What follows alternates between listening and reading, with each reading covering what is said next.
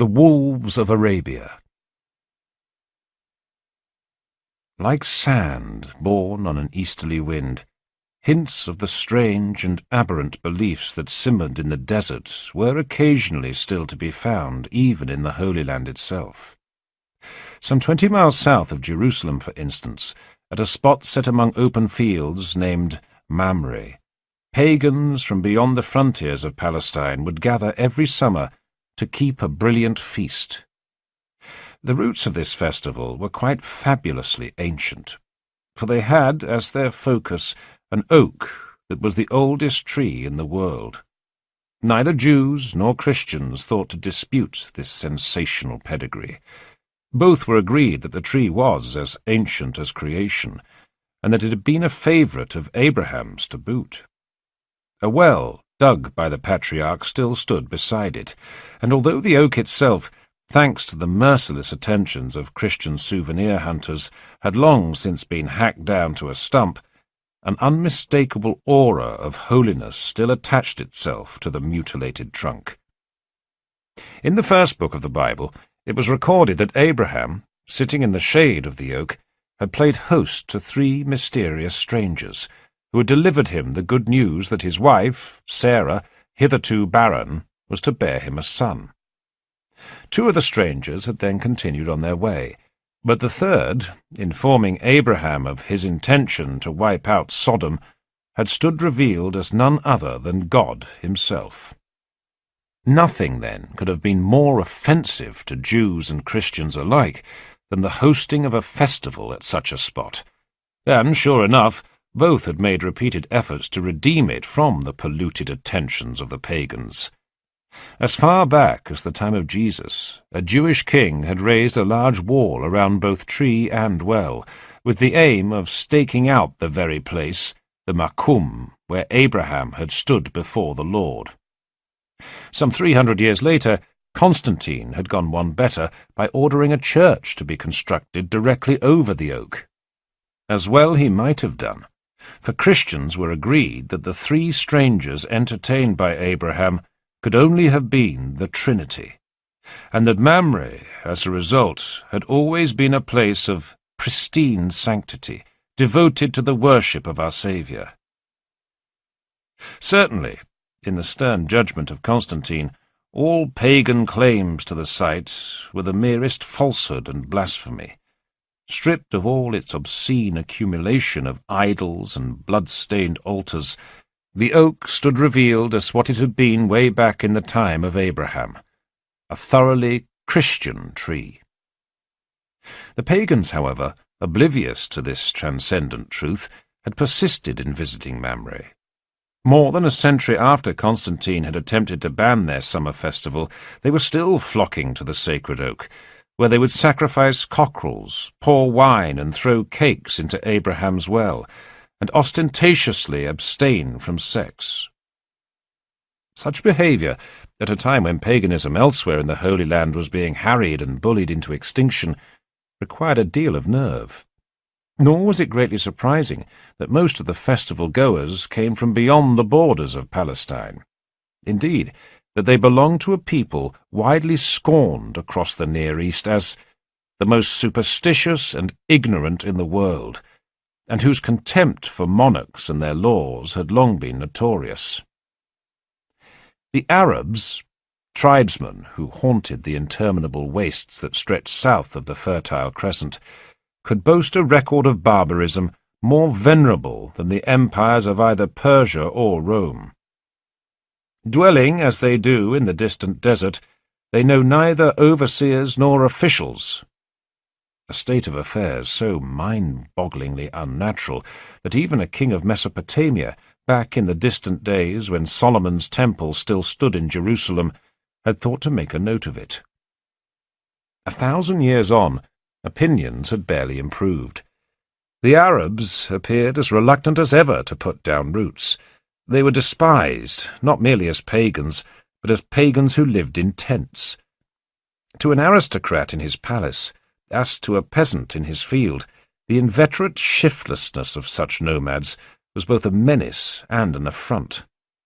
that the Arabs, in their disdain for the norms of civilization, were possessed of an almost timeless quality of ferocity, like that of the deserts where they lurked, was widely taken for granted.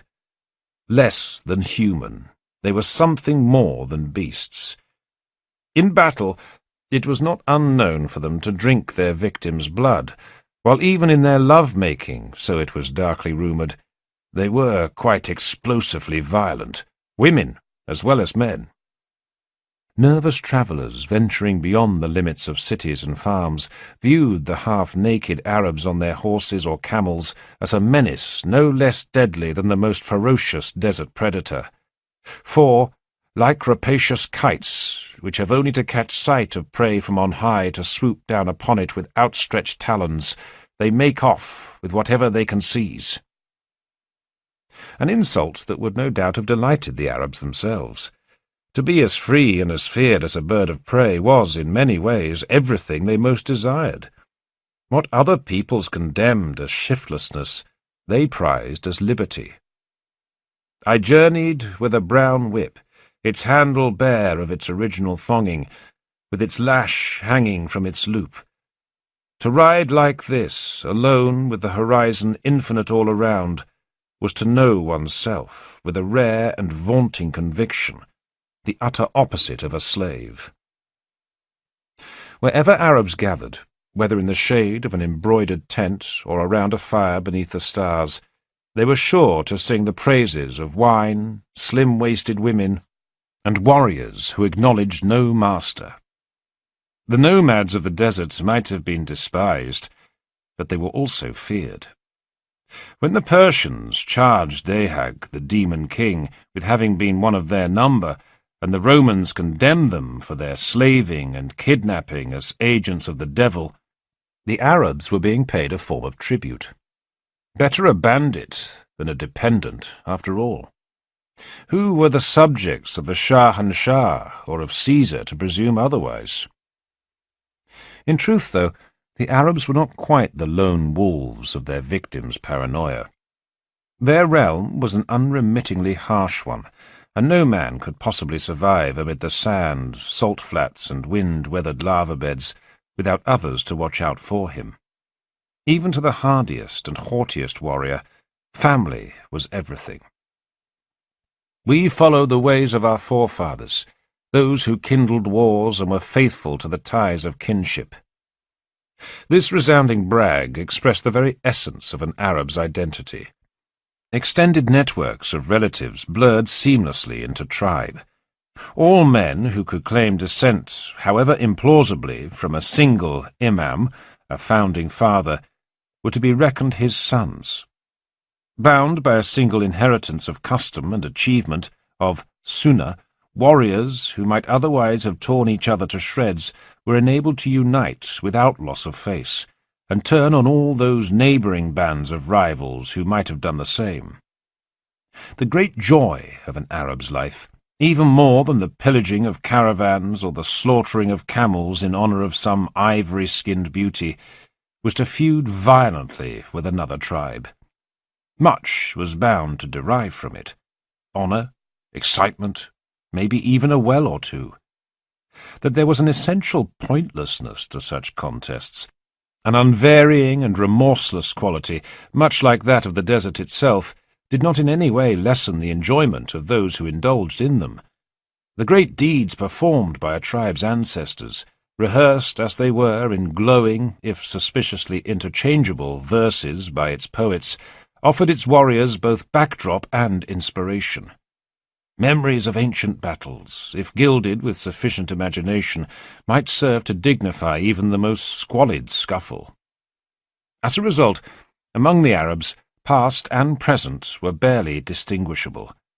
While it might be possible for one particularly recent and stirring episode to serve the tribe who commemorated it as a line drawn in the otherwise interminable sands of time, all it needed was for some new victory to be won, some new livestock or women to be seized, and the line would promptly be erased and quite forgotten. Certainly, the law that every tribe lovingly preserved about itself was concerned with nothing so tedious as chronology. It was known quite simply as Ayam, days. Yet in truth, even in the remotest stretches of the desert, the Arabs were never wholly immune to the tug of great events in the world beyond. The ebb and flow of great power politics had even, on occasion, come to alter their entire way of living. Time was, for instance, when Arab merchants had been famously sweet-smelling, for frankincense, an aromatic spice that had once been burned in near-industrial quantities on pagan altars, was cultivated exclusively in Himyar, on the southernmost tip of their peninsula. Back in the age of Solomon, the queen of this incense-growing land, Sheba, as it had then been known, had visited the great king in Jerusalem, trailing perfumed clouds of glory in her wake, while more recently, among the Romans, its inhabitants had been famed as the happiest and most prosperous of men. All that, however, had changed with the toppling of the pagan gods. Christ demanded no incense. The trade between Rome and the frankincense growers of Himyar had duly withered. The Arabs, no longer renowned for their perfumes, became notorious instead for their reek of leather and camel shit. Caravans might still toil across the desert, but those who rode alongside them now tended to play the demeaning and insecure role of middlemen. That it was worth the while of camels freighted with all the luxuries of India, pepper, gemstones, and castrated page boys to plod their way across the sands towards Palestine and Syria, owed everything to the whims of distant emperors, to the calculations of bureaucrats. A treaty renegotiated here, a customs post closed down there, and everything would abruptly change. Merchants, camel drivers, bandits, all might find themselves ruined overnight. Prey as they were to such insecurity, there had always been some Arab tribes eager to set their fortunes on a firmer footing. Some, like the Nabataeans, a people who occupied the southern fringes of Palestine, had exploited their position between the trade routes of the desert and the Mediterranean to create a fabulously wealthy commercial hub, centred on their pink-hued capital of Petra. Others, looking to take a shortcut to power, had aimed to infiltrate the cities of other peoples and then to seize their commanding heights, a policy of playing cuckoo in the nest that explained why the kings of Edessa had been of Arab descent. Nevertheless, the independence of such states, menaced as it was by the domineering shadow of Rome, had always been a rickety thing. As early as AD 106, the kingdom of Nabataean had been gobbled up entire and reconstituted as the province of Arabia, and although Edessa held out against formal assimilation into the empire for a further 150 years, it had never been left in any doubt as to its thoroughly subordinate status. Riches and sophistication. These, it appeared, might certainly be obtained by the Arabs. The price, however, was a high one, the loss of honour, of liberty, of all that made an Arab. How, then, was this awkward circle to be squared? In 270, just a few decades after the annexation of Edessa, there had arrived a spectacular straw on the wind. Zenobia, the queen of an oasis city named Palmyra, midway between Antioch and Ctesiphon, had made a pitch for nothing less than the whole of the Roman Near East. Syria, Egypt, and much of Asia Minor all fell to the sudden onslaught of her armies. Granted, her moment in the sun was fleeting. Defeated outside Antioch in 272, she was taken to Rome and paraded as a living trophy, while her desert capital was abandoned to slow decay and oblivion. The true significance of her comet-like blaze, however, had lain less in its trajectory than in the circumstances that had made it possible. Zenobia's own defeat and humiliation had been paralleled, 12 years previously, by the fate of the Emperor Valerian. His captor, of course, had been a rival monarch, the lord of a dominion no less intimidatingly formidable than Rome's, the recently established empire of Iran Shah. By using a Caesar as his mounting block, Shapur had proclaimed, in terms that no Roman emperor would ever again be able to discount, the arrival of an authentic equal upon the global scene. For the Arabs, too, the implications of the rise to greatness of the House of Sassan had been momentous. The deserts where they lived had abruptly come to constitute the frontier not of one superpower, but of two. Situated as they now were on the world's deadliest geopolitical fault line, they would never again be able to claim even the most precarious neutrality. Yet the deadly grinding of the twin tectonic plates of Rome and Iran Shah, even as it crushed forever the independence of such cities as Edessa and Palmyra, spelled opportunity as well as calamity for upwardly mobile Arabs. In a war zone, after all, what more precious commodity than bands of seasoned warriors? Rome and Persia alike, both had urgent need of swords. The Arabs found themselves ideally placed to hawk their services to the highest bidder. To the Romans, of course, there was nothing remotely novel about the employment of barbarians. As along the Rhine, prior to the collapse of the Western Empire, so along the borders of Syria and Palestine, the imperial authorities were well versed in the hiring of tribes as confederates, as foederati. Even prior to the emergence of the Persian threat, back in the 2nd century AD, the Romans had successfully bribed and cajoled a number of tribes into serving as a desert police force, and the example of this confederation, the Talmud, would long be commemorated by Arab poets.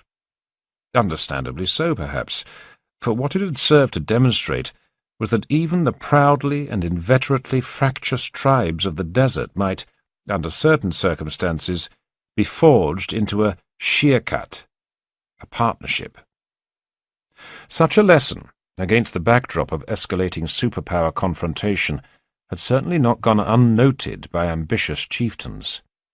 Horizons had steadily expanded, wild fantasies taken wing.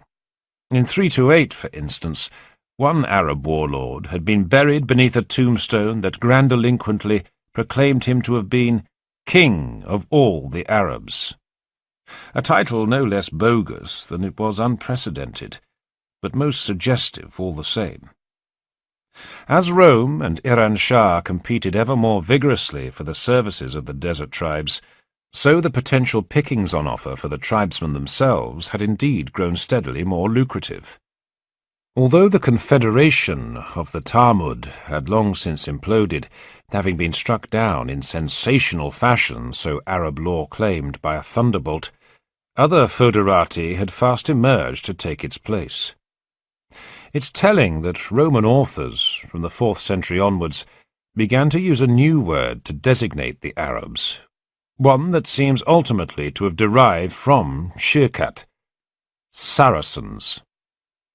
Although the Romans themselves appear to have been wholly ignorant of the original meaning, and although the stereotype they had of the Saracens remained the reassuringly traditional one of nomads, bandits, and savages, the use they made of the new name did nevertheless hint at a new and emerging order.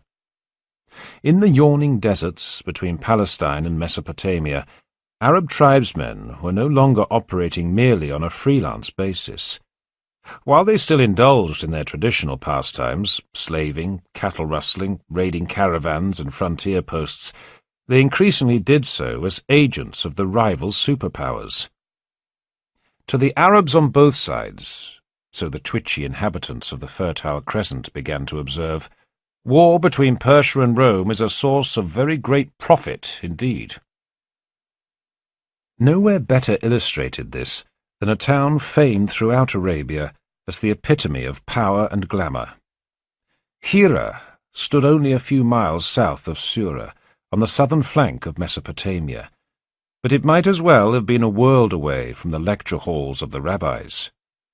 Situated in an oasis between the Euphrates and the desert, it served in every sense as a place of hybrids. Although a linchpin of Sasanian defences, the great bulwark that blocked access from the south to Ctesiphon, it was commanded not by a Persian, but by an Arab. The Banu Lachm's sons, had long been based in the region, where they had enjoyed a profitable existence as mercenaries in the service of the Shahanshah. Even under Peroz, despite all the tempting convulsions of his reign, they had remained loyal to the Persian crown. The decision had been a thoroughly calculating one, and in due course it had reaped spectacular reward. Karvad, ever innovative, had graced the Lakhmids with an unprecedented promotion when, shortly after the outbreak of war with Rome in 502, he appointed their youthful and brutally able chieftain, Mundir, to rule as king over all the scattered Arab tribes that were then confederated to Iran Shah. Hira, a sprawl of settlements that alternated mud-brick walls with encampments, gardens with desert scrub, and wheat fields with herds of camels, provided the Lakhmid chieftain with the perfect showcase for this trend-setting fusion of royalty and banditry. Not for nothing in the Lakhmid's own language did the city's name mean camp. Mundir, who spent his time there living alternately in a palace and a tent, aimed to combine the best of Persian sophistication with the noblest traditions of his own people. Profits from plunder were spent not only on beefing up his offensive capabilities, but on the manifold glories and pleasures of life as an Arab. From camel archers to poets, brigands to dancing girls, Hira boasted them all. Even the odd scribe was to be found there, for the city, so it was plausibly claimed, was where the Arabs had first learned to put their language into writing. Unsurprisingly, it attracted a steady stream of migrants from across the desert, all hungry for the patronage that Mundir could so swaggeringly provide. A day and a night at Hira, it was said, are better than a whole year of medicine. No single place in the Roman sphere of influence could quite rival the dazzle of this appeal. That this was so, however, reflected not any lack of contacts between the Arabs and Rome, but rather their sheer range and antiquity.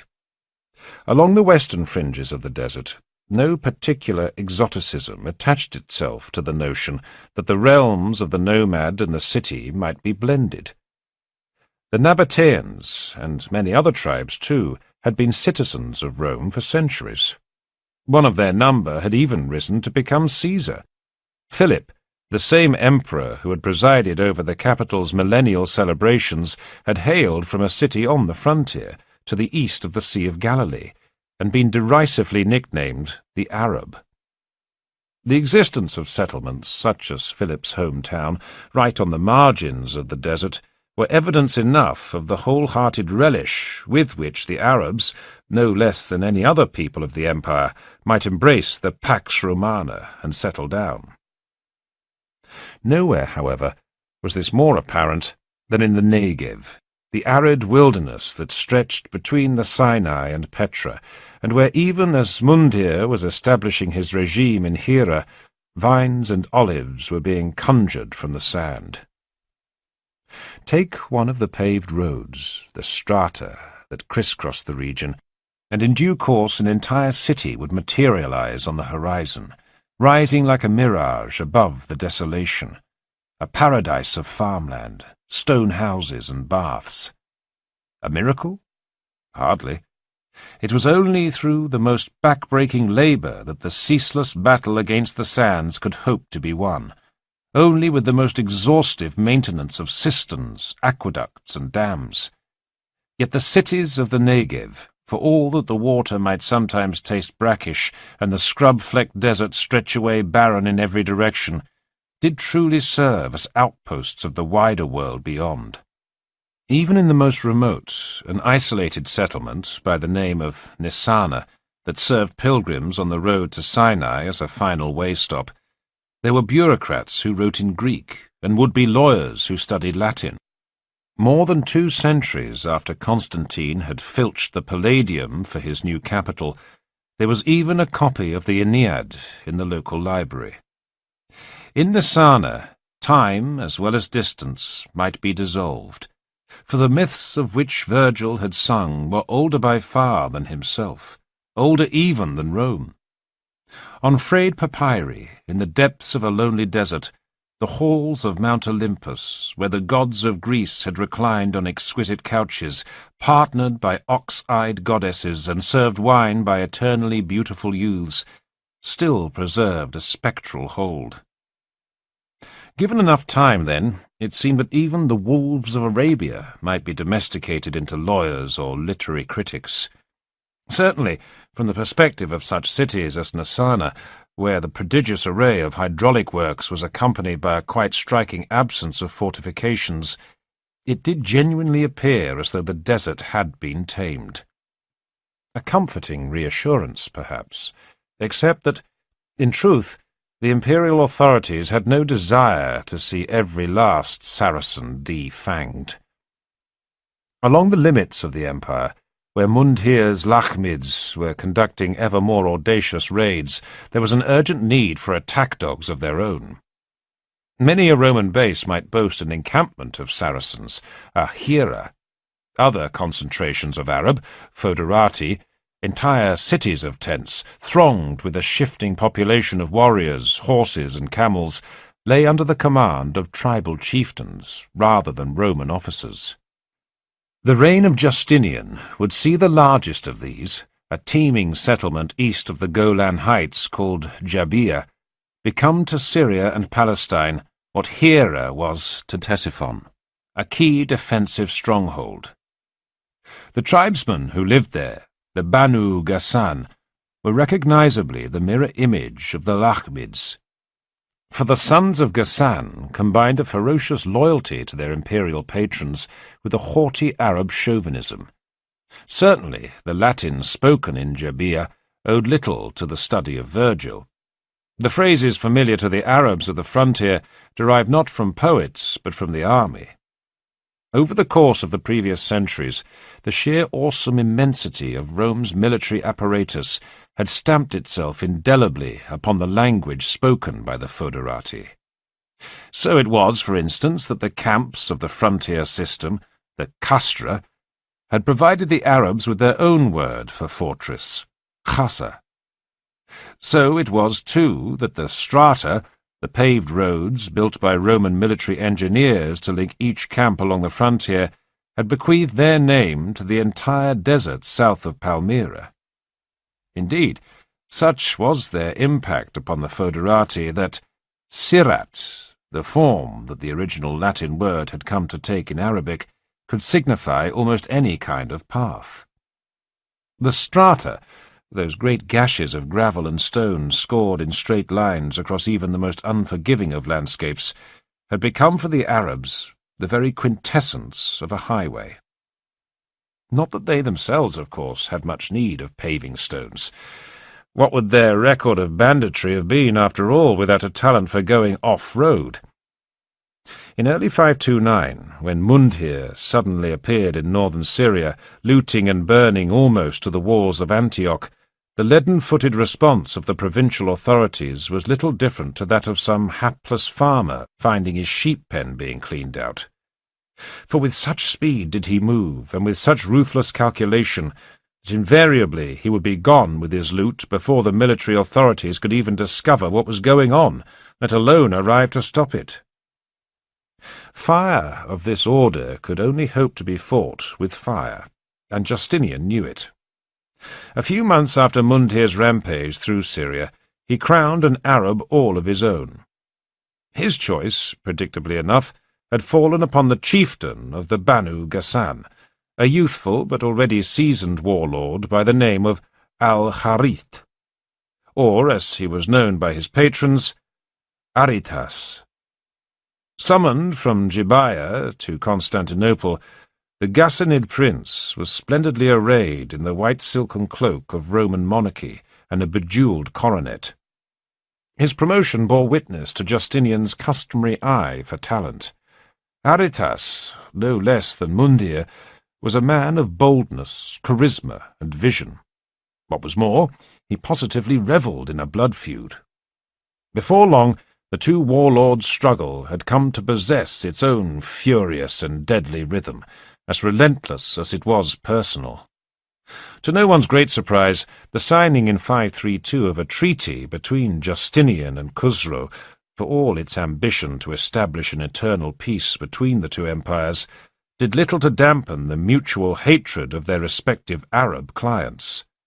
Ghassanid and Lakhmid, both across the desert sands, continued to eyeball each other. Nor was it merely their political loyalties, or even their personal vanities, that rendered their mutual hatred so unblinking.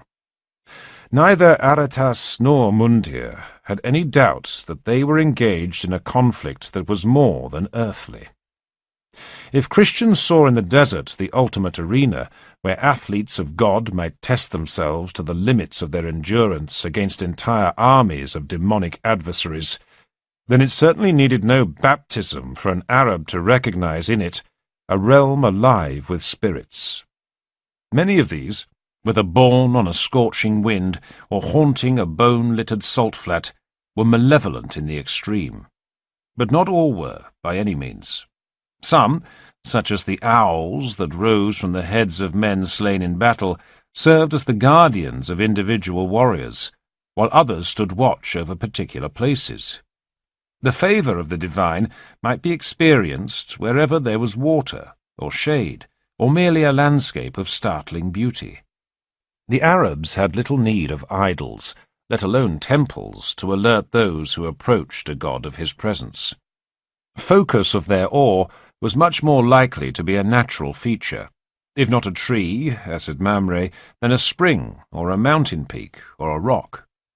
Always, however, there was only the one certain measure of holiness.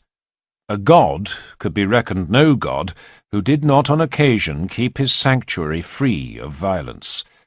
At certain times, in certain places, tribes who might otherwise have slaughtered one another with ferocious abandon would assemble upon grounds staked out as hallowed, haram, and there join in festivities quite as joyous and peaceable as those staged every summer at Mamre.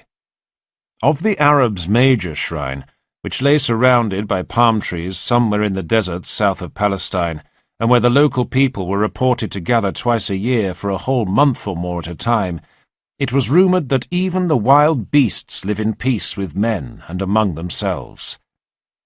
Not, however, that pacifism was necessarily on the agenda the whole year round. The gods of the desert, away from their shrines, rarely objected to bloodshed. On occasion, they might positively demand it. At Hira, for instance, there stood 2 stones sacred to a god named Dushara, which his worshippers would regularly make sticky with gore. A second deity, Al-Uzza, the mighty queen, was graced with an even more spectacular draught of blood when, in 527, Mundhir sacrificed no fewer than 400 Christian virgins in her honour. Such a goddess, one able to consecrate the soil of the Lakhmid capital as haram, while simultaneously sponsoring the most flamboyant atrocities, could hardly have been better suited to the warlord's needs. Yet there remained something strangely pallid about her, and Dushara too, and all the various gods of the desert. Many, to their worshippers, were little more than names. Loyalty, as a result, was rarely a feature of Arab devotions. A deity who failed a tribe in battle, or neglected to keep it in food, or scared away the camels, would be dumped without a moment's hesitation. Many were the oases where there stood altars, old in years, bearing inscriptions in ancient letters of unknown tongues, raised to gods whose very names had been forgotten. Temples would cheerfully be used to pen goats. To Christian scholars, whose dread of demons such as Artemis was often a form of reluctant tribute paid to their inherent glamour, the Arabs' gods seemed reassuringly dull. Even attempts to condemn them risked making them more interesting than they were. When Epiphanius, the same energetic cataloguer of heresies who had condemned the Ebionites, turned his beady eye on Dushara, he reported that the god's worshippers, in a blasphemous parody of Christian belief, believed the deity to have been born of a virgin, a Ka'ibah. The bishop, however, had misheard. Dushara was not a god of a Ka'iba, but of a Kaaba, a cube. The allusion was to the stone, black and uncarved, that the Nabataeans worshipped as an incarnation of the god, somewhere in a shrine to the south of the Dead Sea. Dushara certainly had nothing so sophisticated as a virgin mother. Meanwhile, many Arabs were turning to the worship of a god who did.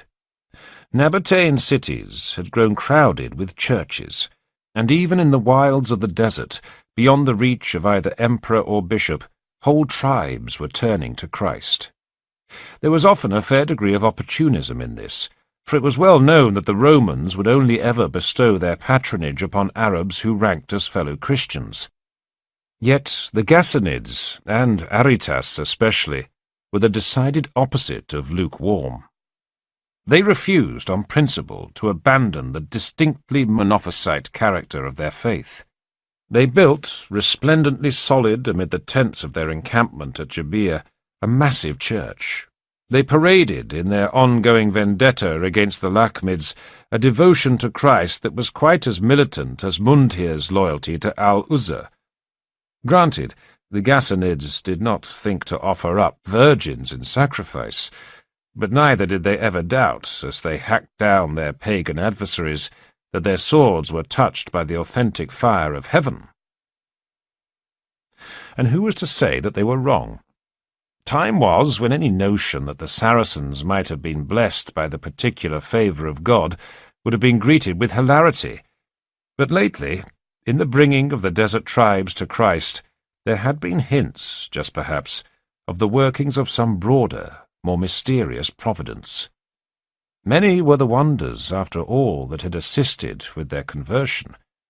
The presence in the desert of so many saints, so many spirit-charged men of God, had certainly helped to deliver a steady stream of miracles to the Saracens. Their barren had been given children, and their sick had been restored to health, a record of medical achievement that no pagan could begin to rival. Stylites were particularly popular, and many were the tribes who would gather to gawp at them and their austerities in wide-eyed stupefaction. To Christians, most of whom had been brought up to loathe and dread the Saracens, the spectacle of desert nomads smashing idols before the pillar of a saint, pledging themselves loudly to Christ, and even, in the ultimate act of renunciation, vowing to forego the flesh of donkey and camel, might be cause for considered reflection.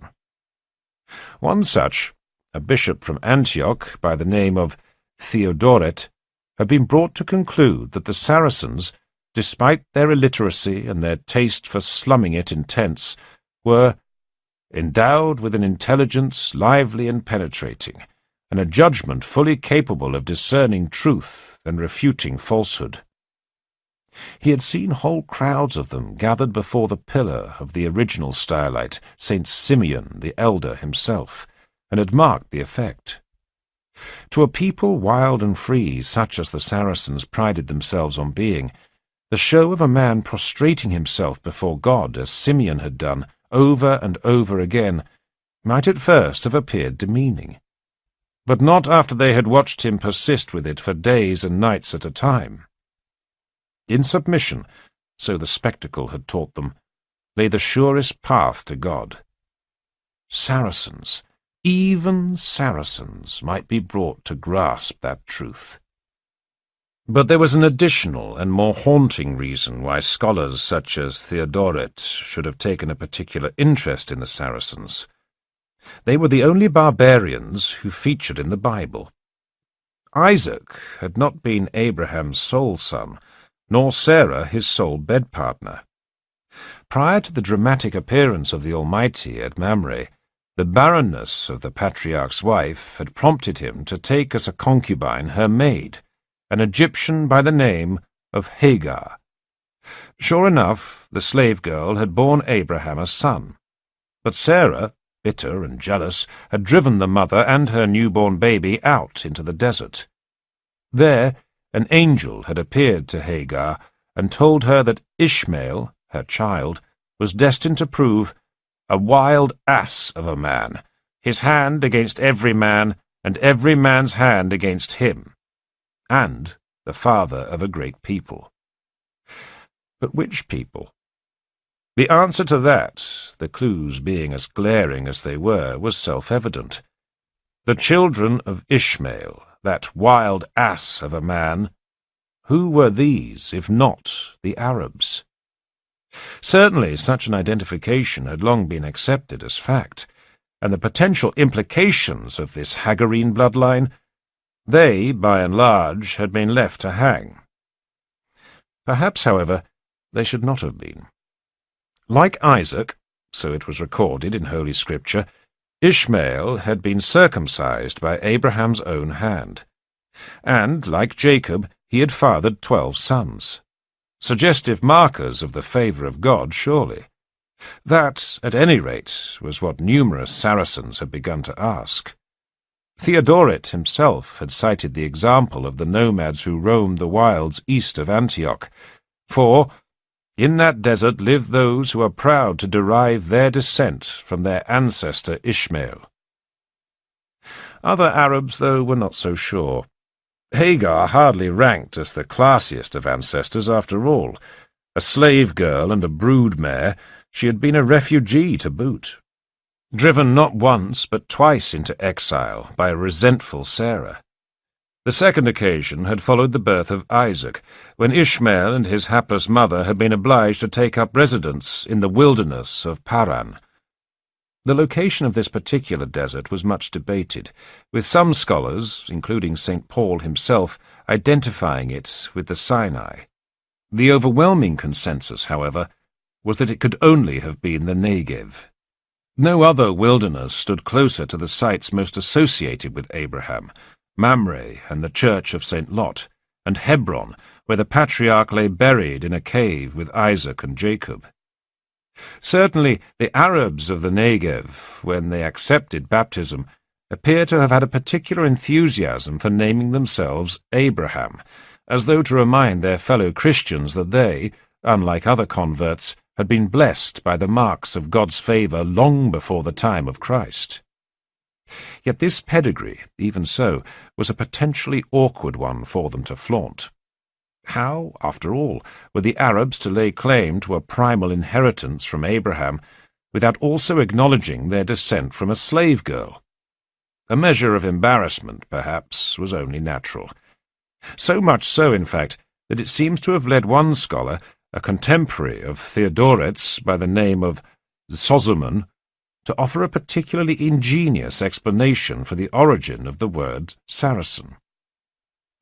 Mortified by the servile character of Hagar, he explained, the Ishmaelites decided to conceal the opprobrium of their origin by adopting a name which would imply that they were descended instead from Sarah, the wife of Abraham. An implausible theory, but a telling one all the same. Sozomen came from near Gaza, between the Mediterranean and the Negev, and was an experienced observer of the region. He had travelled to Mamre, for instance, and witnessed the crowds that gathered there. He knew full well that it was not only Christians who reverenced Abraham, but Jews and pagans too. This led him, in contrast to Theodoret, to contemplate a quite hideous possibility. What if the Saracens' knowledge of their ancestry did not necessarily lead them to Christ? What if it led them in a different direction altogether? After all, their origin being what it is, they practice circumcision like the Jews, refrain from the use of pork like the Jews, and observe many other Jewish rites and customs. That they deviate at all from the laws of the Jewish people can only be ascribed to the lapse of time and to the influence upon them of other pagan peoples. It was a devastating insight, and had an obvious corollary. Cleanse the Arabs of their paganism, and it might not be a Christian people at all that emerged from beneath the ordure, but something alarmingly different. Whole tribes of Jews. In fact, according to Sozomen, this had already happened. There are those of them who, by coming into contact with Jews, learn the truth of their origins, and so return to the ways of their kinsmen, and are persuaded to adopt Jewish customs and laws. Who precisely these Jews might be, Sozomen did not think to say, but it certainly suggested that Christianity, beyond the reaches of Roman control, was not the only option available to Arabs embarked on a spiritual quest. Or indeed to Arabs who wished simply to dig in their heels and defy the superpower. In 524, at a time when Roman ambassadors were closeted with Mundir, negotiating the release of two prominent prisoners, a delegation of emissaries from the distant kingdom of Himyar arrived unexpectedly at the summit. These ambassadors, to the Romans' horror, brought news of an atrocity fit to put even those of Mundir in the shade: the wholesale slaughter of the Christians of Najran. Even more terrifyingly, Yusuf, the Himyarite king, had sent a proposal of alliance to his Lakhmid counterpart, one that he suggested be sealed with the blood of the Christians of Hira. Out of the blue, the ambassadors from Constantinople found themselves confronted by a nightmare of threateningly global proportions, an alliance of pagan and Jewish interests, forged well beyond the reach of Roman arms, was too hellish to be countenanced. With Iran Shah in firm control of the Persian Gulf, trade links to India were already being steadily asphyxiated, and now, with a Jewish kingdom established beside the Red Sea Straits, there was pressure coming to bear on a second vital windpipe. The menace, however, was more than merely material. The Jewish character of Himyar was no mere pretension or show. Yusuf, although he had seized power by toppling a Christian regime, was not by any means the first Jew to rule the kingdom. In fact, there had been Jewish monarchs in Himyar for almost as long as there had been Christian emperors in Rome. In 440, when a massive dam had been repaired at Marib, the ancient capital of Sheba, the king had publicly dedicated it to the God of Israel, Ramanan, the Merciful. The same identical title, as it happened, was one much bandied about in the Talmud, nor was it surprising that the rabbis of Palestine, resentful as they were of their Christian masters, took a good deal of interest in the Himyarite monarchy. Granted, the enthusiasm of Yusuf and his predecessors for aping King David was hardly one of which they could entirely approve, and it may be that the presence of rabbis from Tiberias at his court reflected a desire on their part to temper some of his more flamboyant excesses. That, however, was not how it appeared to the local Christians, who predictably blamed the Holocaust at Najran on the machinations of the rabbis, nor, of course, to the fretful Roman authorities. To the profound relief of Constantinople, though, no sooner had the danger of an alliance between Hira's pagans and Himyar's Jews flared up than it was successfully being extinguished. Mundir, far removed from Himyar, was bought off easily enough. Then, even as one Roman embassy returned in triumph from Hira, another set off for the kingdom that lay directly opposite Himyar, and which, by great good fortune, just happened to be Christian: Ethiopia. Not that the country's king was entirely without his drawbacks. The Negus, in addition to being a Monophysite, was also quite insufferably conceited, for it was his claim, based as it was on a presumed descent from Solomon and the Queen of Sheba, to rank as the world's pre-eminent Christian monarch. Under normal circumstances, of course, the ambassadors of Caesar would have laughed this pretension to scorn, but the circumstances were hardly normal. A treaty was duly patched up. When the Ethiopians launched their invasion of Himyar, they made the crossing in a borrowed Roman fleet. In the wake of Yusuf's overthrow and death, the conquered kingdom was transformed into an Ethiopian protectorate, and Roman merchants were once again free to use its harbours and trading stations.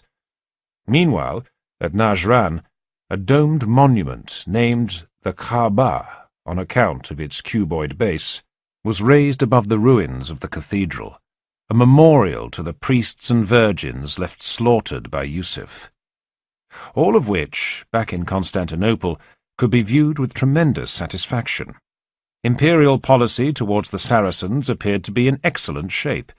Irrespective of the pestiferous brews of heresy and insurrection that might occasionally bubble up beyond the frontier, the Roman state clearly had the wherewithal and the reach to deal with them all. After the successful pacification of Himyar, it was evident that the Roman Empire remained what it had always been, a global superpower. Dominion without limit.